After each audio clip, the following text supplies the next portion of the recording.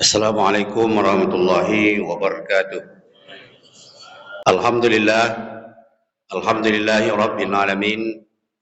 Wassalatu wassalamu ala asyrafil anbiya'i wal mursalin sayyidina Muhammadin wa ala alihi wa sahbihi ajmain. Asyhadu an la ilaha illallah wa asyhadu anna Muhammadan abduhu wa rasuluh. Allahumma salli ala sayyidina Muhammad wa ala alihi wa sahbihi ajmain. Amma ba'du, fa ya ayyuhal hadirun rahimakumullah, ittaqullaha haqqa tuqatih wa la tamutunna illa wa antum muslimun. Wa qala ta'ala bi kitabihil karim, a'udzu billahi minasyaitonir rajim, bismillahirrahmanirrahim. Wa tazawwadu fa inna khairaz zadit taqwa wattaquni ya ulil albab.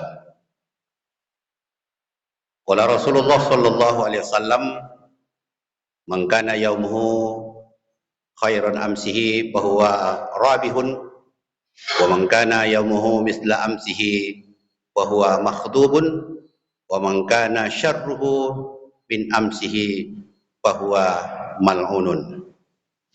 Shadaqallahul azim wa shadaqa rasulun nabiyul karim wa nahnu ala zalika minasyahidin wasyakirin walhamdulillahi rabbil alamin. Hadirin jamaah Jumat yang Allah muliakan, tidak henti kita bersyukur pada Allah Subhanahu wa taala. Hari ini kita sudah berada di awal tahun baru Hijriah 1445 Hijriah. Kata Rasulullah sallallahu alaihi wasallam di dalam hadisnya, man kana yaumuhu khairu amsihi fahuwa rabihun. Siapa yang keadaannya tahun ini, tahun baru Hijriah ini lebih baik dari tahun-tahun kemarin, itu adalah orang yang beruntung. Kemudian wa man kana yaumuhu misla amsihi fahuwa makhdubun. Siapa yang keadaannya tahun ini, hijrah ini sama seperti tahun-tahun kemarin, orang ini mendapatkan teguran dari Allah. Kenapa tidak ada peningkatan? Yang ketiga kata Rasulullah, wa man kana yaumuhu syarran min amsihi fahuwa mal'unun.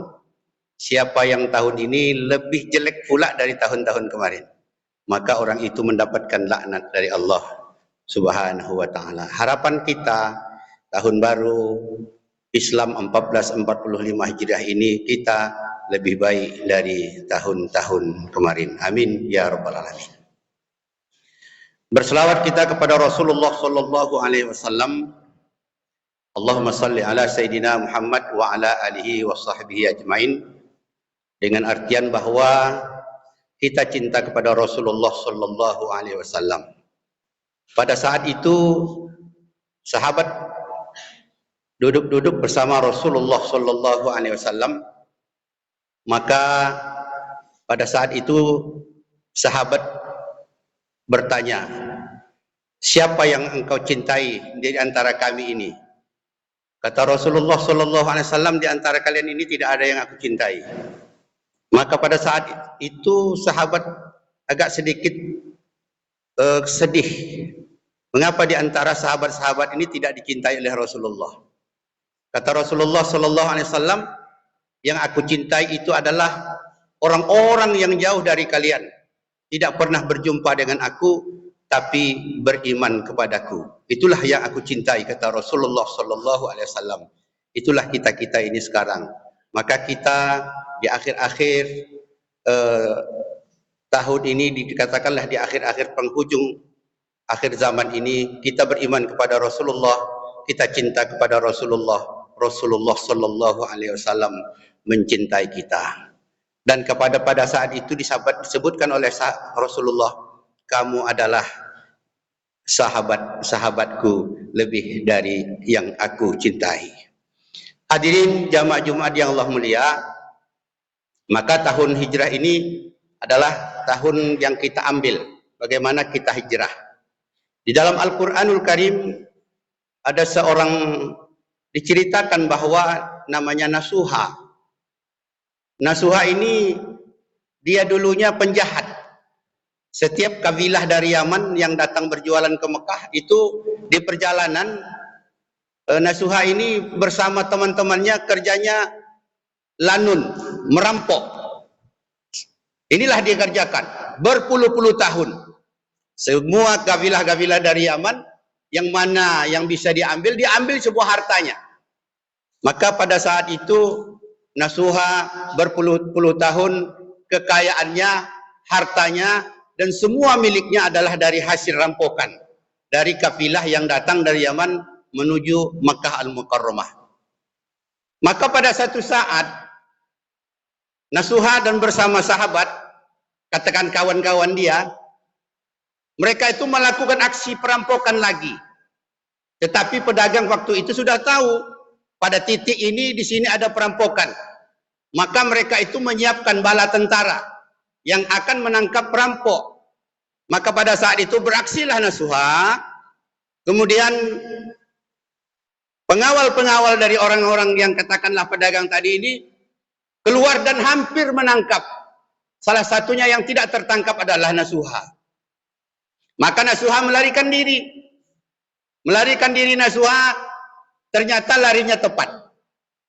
Dia bersembunyi ke salah satu rumah. Rumah itu adalah rumah ulama. Rumah orang yang berilmu. Maka pada saat itu Nasuha mengatakan, tolong lindungi saya. Wahai bapak, tolong lindungi saya. Kamu ini siapa? Saya ini penggarong, penjahat, pencuri. Semuanya tidak ada lagi. Semuanya sudah saya kerjakan. Maka dari itu, kamu saya akan lindungi dari kejaran-kejaran orang pala tentara ini. Tapi kami berikan 4 syarat. Kalau kamu mau 4 syarat ini, kamu Nasuha saya lindungi. Baik, karena dalam keadaan mepet, kemudian hidayah Allah pun turun, maka pada saat itu ulama mengatakan kepada Nasuha, pertama kamu an-nadam, menyesali perbuatan kamu. Menyesali perbuatan kamu. Mau kamu menyesali perbuatan ini? Mau, kata Nasuha. Yang kedua, tidak melakukan perbuatan ini lagi. Tidak merampok lagi. Mau, kata Nasuha. Yang ketiga, melakukan amal soleh. Beramallah kamu. Beramal. Karena kamu selama hari ini mungkin tidak beramal. Kata Nasuha, mau. Yang keempat, segala barang rampokanmu, sanggupkah kamu mengembalikannya? Kata Nasuha, mau. 4 syarat ini disampaikan oleh ulama kepada Nasuha. Nasuha pada saat itu benar-benar mengiyakan. Maka dilindungilah Nasuha. Alhamdulillah, selamatlah Nasuha dari kejaran-kejaran bala tentara, pengawal-kemawal kabilah yang berjualan dari Yaman ke Mekah. Hadirin jamaah Jumat yang Allah muliakan. Setelah Nasuha aman, tentu sang ulama menagih. Kamu ada janji dengan saya bertaubat. Kita buktikan bagaimana benar-benar janji kamu. Akhirnya apa dibuktikan? Nasuha menyesali segala perbuatannya dengan beristighfar kepada Allah Subhanahu wa taala. Ulama menyampaikan kamu minimal beristighfar 100 kali dalam 1 hari 1 malam. Astaghfirullahaladzim. Allazi la ilaha illa huwal hayyul qayyum wa atubu ilaih. Diajarkan oleh ulama, kamu harus beristighfar minimal 100 kali dalam 1 hari 1 malam. Pada saat itu, ya Nasuha, alhamdulillah karena dia an-nadam menyesali perbuatannya, maka dengan itu dia beristighfar kepada Allah, minta ampun atas segala dosanya, minta ampun atas segala kesalahan dan dosanya kepada Allah Subhanahu wa taala. Yang kedua, setelah dia an-nadam, kemudian dia tidak lagi melakukan perbuatan itu.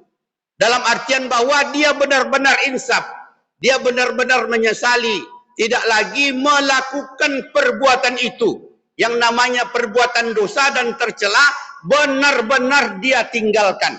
Inilah orang-orang yang bertaubat kepada Allah Subhanahu wa taala. Karena dia tahu bahwa dia sudah beristighfar kepada Allah, kemudian Allah ampuni dosanya, apalagi waktu istighfar itu meneteskan air matanya, air mata yang menetes dari istighfar itu sudah cukup memadamkan api neraka. Itulah hebatnya Allah Subhanahu wa taala. Sebanyak apapun dosa kita, sejahil apapun kita, jika kita beristighfar kepada Allah betul-betul dari hati yang dalam, maka Allah Subhanahu wa taala mengampuni segala dosa dan kesalahan. Pada saat itu adalah nasuha. Dan ini menjadi cerminan kepada kita semua. Betapapun kita bergelimang dengan dosa, banyak kesalahan kita, jangan kita putus asa dengan rahmat Allah Subhanahu wa taala. Wala taqnatu mir rahmatillah. Jangan kamu putus asa dengan rahmat Allah. Jangan kamu putus asa dengan ampunan Allah. Beristighfarlah kita dan menyesali perbuatan-perbuatan yang kita lakukan dan tidak membuat itu lagi. Yang ketiga, ditagih ulama, kamu harus melakukan amal soleh. Karena selama hari ini kamu melakukan perbuatan-perbuatan, katakan merampok, kamu tidak pernah ibadah, kamu tidak pernah salat, kamu tidak pernah berimpak, kamu tidak pernah berzakat. Maka pada saat itu apa yang terjadi? Maka nasuha memperbaiki amal ibadahnya. Bagaimana memperbaiki amal ibadahnya? Selama hari ini dia tidak solat, dia belajar solat dan dia solat. Selama hari ini mungkin dia hanya solatnya di rumah, dia usahakan solatnya di masjid. Kemudian solatnya selama hari ini umpamanya sembarangan waktu, dia laksanakan solat itu di awal waktu. Benar-benar dia melakukan perbuatan-perbuatan amal soleh. Terutama ulama menekankan bahwa amal soleh yang terutama yang kita lakukan itu adalah solat. Perbaiki solatmu, perbaiki solatmu, perbaiki solatmu. Kenapa? Inilah yang disampaikan Allah Subhanahu wa ta'ala di dalam Al-Quran. Inna solata tanha anil fahsyai wal munkar. Sesungguhnya solat itu adalah mencegah perbuatanmu dari perbuatan keji dan mungkar. Apa itu perbuatan keji? Perbuatan keji itu adalah perbuatan yang ada di dalam hati kita. Seperti kita, dalam hati kita ada buruk sangka, ada iri hati, ada dengki, ada dendam, ada yang lain-lain di dalam hati kita ini. Ya, kemudian ada rasa takbur di dalam hati kita. Maka ini kita buang. Karena ini adalah penyakit rohani. Penyakit rohani ini adalah menghapuskan dosa dan kemudian apalagi dalam bentuk hibah. Sehingga Rasulullah SAW menyampaikan tentang orang penyakit rohani, la yadkhulul jannah man kana misqala dzarratin minal qabair. Tidak akan masuk surga orang itu walaupun amalnya banyak, ada rasa ria dan sombong waktu dia melaksanakan perbuatan amal. Jadi maka dari itu penyakit rohani ini tidak cukup kita baca-baca Quran penyakit rohani hilang. Tidak cukup kita mendengarkan ceramah dan khutbah Jumat penyakit rohani hilang. Tetapi perbaiki solatmu. Hadirin jamaah Jumat yang Allah muliakan. Kemudian ada lagi yang kedua, dengan melaksanakan solat itu penyakit rohani kita, penyakit jasmani kita juga akan hilang. Apa penyakit jasmani kita? Penyakit jasmani kita adalah salah satunya mulut kita ini kadang-kadang berbicara menyakitkan hati orang lain. Menyakitkan hati orang lain. Sedangkan Al-Quran menyampaikan bahwa tentang kalau kita ngomong qaulan karima, berbicaralah dengan baik. Kemudian qaulan ma'rufa, berbicaralah kamu dengan sopan santun. Kemudian qaulan layyina, bicaralah kamu dengan hati-hati. Dan kemudian yang terakhir kata Rasulullah, qaulan syadida, berbicaralah kamu sedikit agak tegas. Umpamanya pemimpin, nampaknya umpamanya karyawannya kurang tegas, kurang disiplin. Dia ngomong, kalau kamu begini, bisa saya kasihkan SP, bisa saya berhentikan. Artinya ini qaulan syadida, berbicaralah dengan tegas. Maka orang-orang ini akan ditimbulkan sifat itu adalah apabila dia melaksanakan ibadah solat dengan sebaik-baiknya. Hadirin jamaah Jumat yang Allah muliakan, Inilah yang keempat, kata ulama, ada satu lagi janjimu kepada saya. Segala harta yang kamu ambil dari kafilah Yaman itu, kamu kembalikan. Kamu kembalikan. Maka pada saat itu, Nasuha pergi ke rumahnya, dia lihat rumahnya itu hasil rampokan. Kemudian dia tengok kudanya, kemudian dia tengok kenderaan lainnya, adalah hasil rampokan. Dia tengok segala harta-hartanya adalah dari rampokan. Maka Nasuha tidak tahu lagi kemana ini diserahkan. Maka pada saat itu dia jumpai Baitul Mal, dia serahkan. Ini semuanya hartaku, tapi dah harta rampokanku. Aku tidak bisa mengembalikannya lagi. Aku kasihkan kepada Baitul Mal. Mudah-mudahan ini Allah ampunkan dosaku. Maka ini hadirin jamaah yang Allah muliakan. Artinya bahwa kalau kita benar-benar bertaubat kepada Allah Subhanahu wa taala, kita introspeksilah diri kita. Kata Umar bin Khattab di dalam ucapannya, hasibu anfusakum qabla an tuhasabu. Adakanlah perhitungan kepada dirimu sebelum kamu dihitung amal ibadahmu. Maka dalam artian betapa banyak tumpukan-tumpukan dosa kita, harta orang yang kita ambil, harta orang yang kita makan, harta orang yang kita gunakan, ini pasti dipertanggungjawabkan di hadapan Allah Subhanahu wa taala. Karena kita tahu bahwa harta itu sifatnya dua, kata Rasulullah sallallahu alaihi wasallam, min aina tasabat wa aina anfaqahu. Dari mana harta ini kamu dapatkan dan dari mana nanti kamu akan pergunakan. Hadirin jamaah Jumat yang Allah muliakan, ternyata memang hisab itu lama.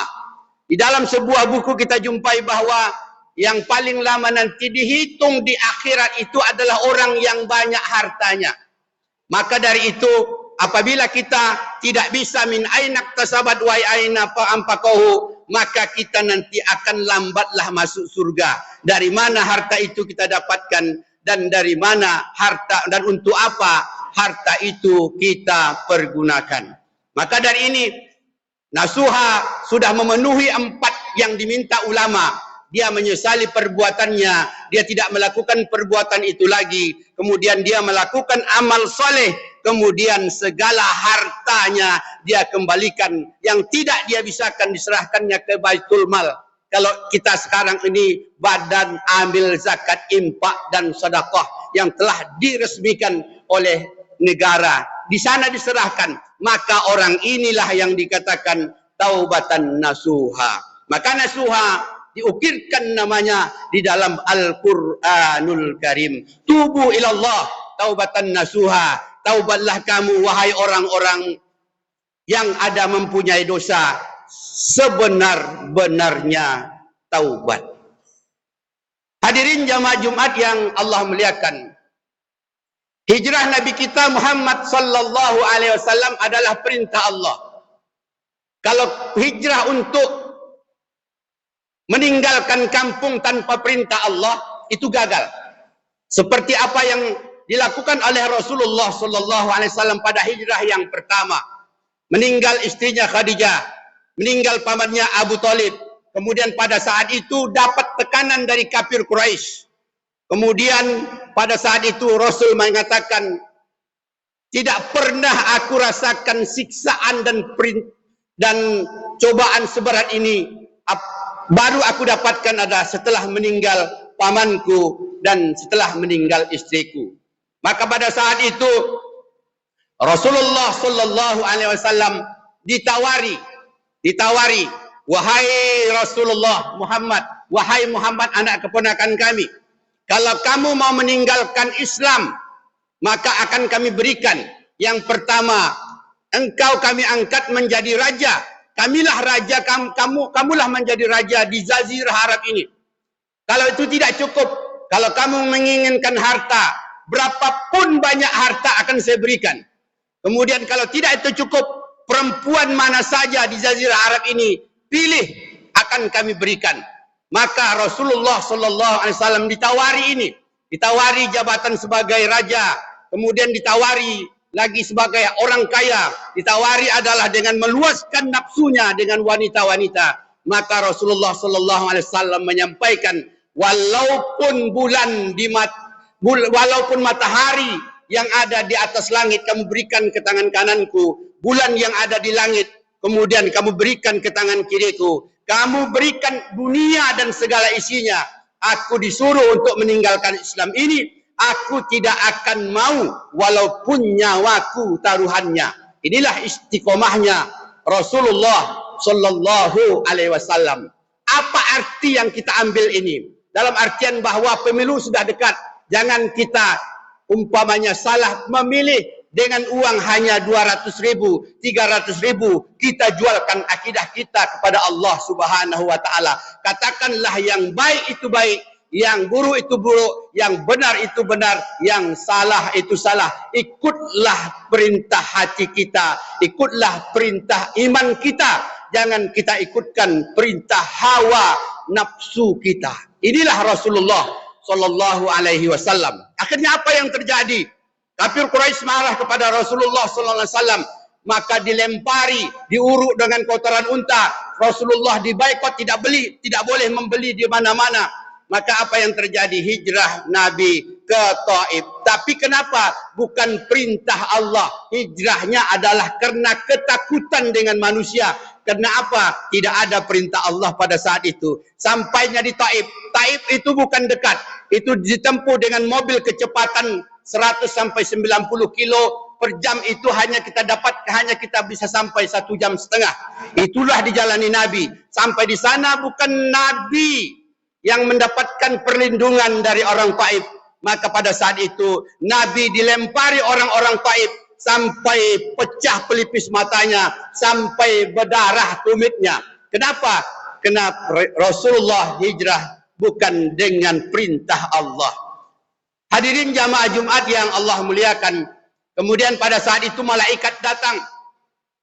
Wahai Rasulullah, kata malaikat Jibril, engkau sekarang dihina, engkau sekarang dilempari, engkau sekarang dianiaya. Bilanglah kepada Allah, sampaikan kepada Allah, negeri Taif ini akan kami balikkan. Segala batu-batu ini akan kami lemparkan kepada mereka. Pada saat ini juga mereka akan mati semuanya. Apa kata Rasulullah? Jangan. Allahumma hdi qaumi fa innahum la ya'lamun. Ya Allah, tunjuki kaumku ini karena tidak tahu mereka ini. Aku akan menyampaikan kebenaran. Ternyata kata Rasulullah, ya Allah, mudah-mudahan dari anak tulang sulbi orang-orang ini nanti akan turun orang-orang yang beriman. Ternyata doa Rasulullah SAW dijabah Allah Subhanahu wa taala. Semua penduduk Taif itu alhamdulillah luar biasa adalah orang-orang yang beriman kepada Allah Subhanahu wa taala. Apa artinya ini? Orang menyakiti kita tapi jangan kita balas seperti itu, tapi kita maafkan dia, dan kalau bisa kita doakan dia agar mendapatkan petunjuk dari Allah Subhanahu wa taala.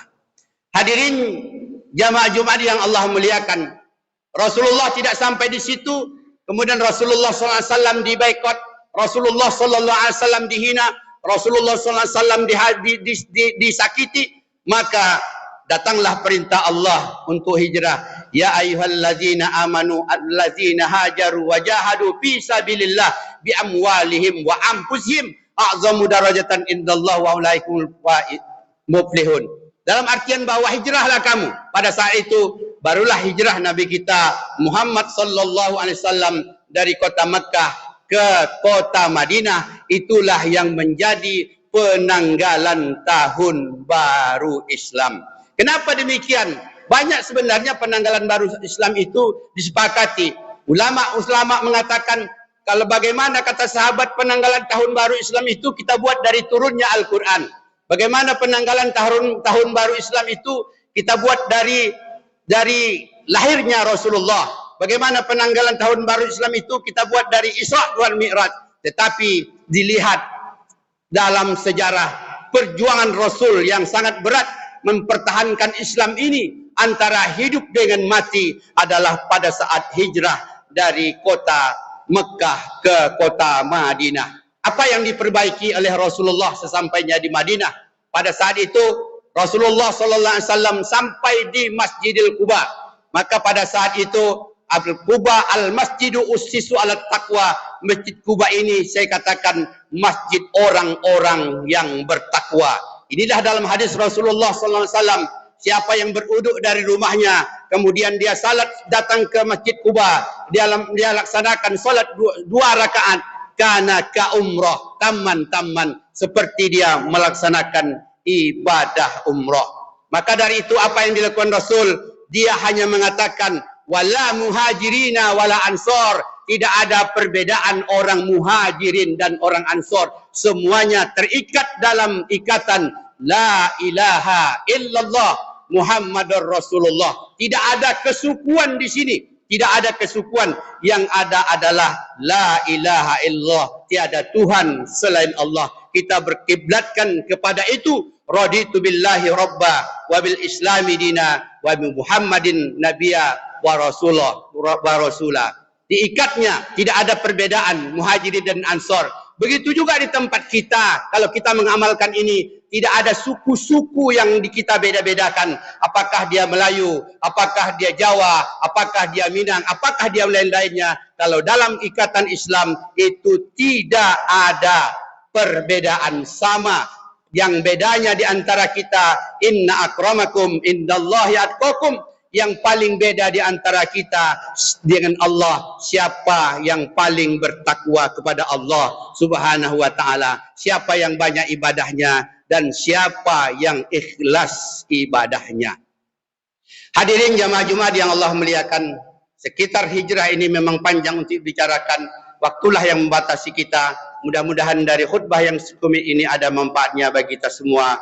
Amin amin ya rabbal alamin. Barakallahu li wa lakum fil Qur'anil azim wa naf'ani wa iyyakum minal ayati wa dzikril hakim wa taqabbal minni wa minkum tilawatahu innahu huwal ghafurur rahim.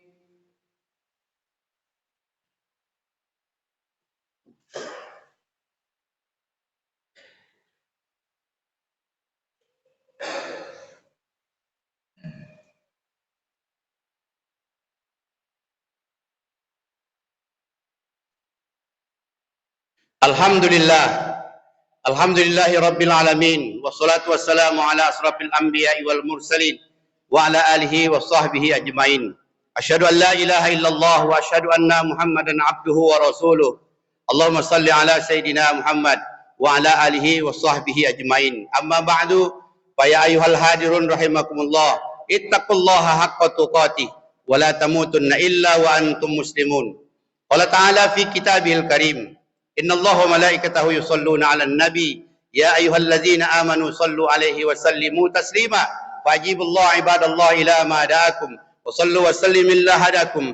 Allahumma salli ala sayyidina Muhammad wa ala alihi wa sahbihi ajmain. Wa ala tabi'in warda anna mahum birahmatika ya arhamar rahimin. Allahumma afilil muslimina wal muslimat wal mu'minina wal mu'minat.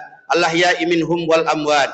Innaka ya Allah sami'un qaribun mujibud da'wat wa ya qadiyal hajat. Allahumma innaka afuwun karim tuhibbul afwa fa'fu anna ya karim. Rabbana atina fid dunya hasanah wa fil akhirati hasanah wa qina adzabannar. Ibadallah, innallaha ya'muru bil 'adli wal ihsan wa ita'il qurba wa yanha 'anil fahsya'i wal munkar ya'izukum la'allakum tadhakkarun wa la dzikrullahi akbar.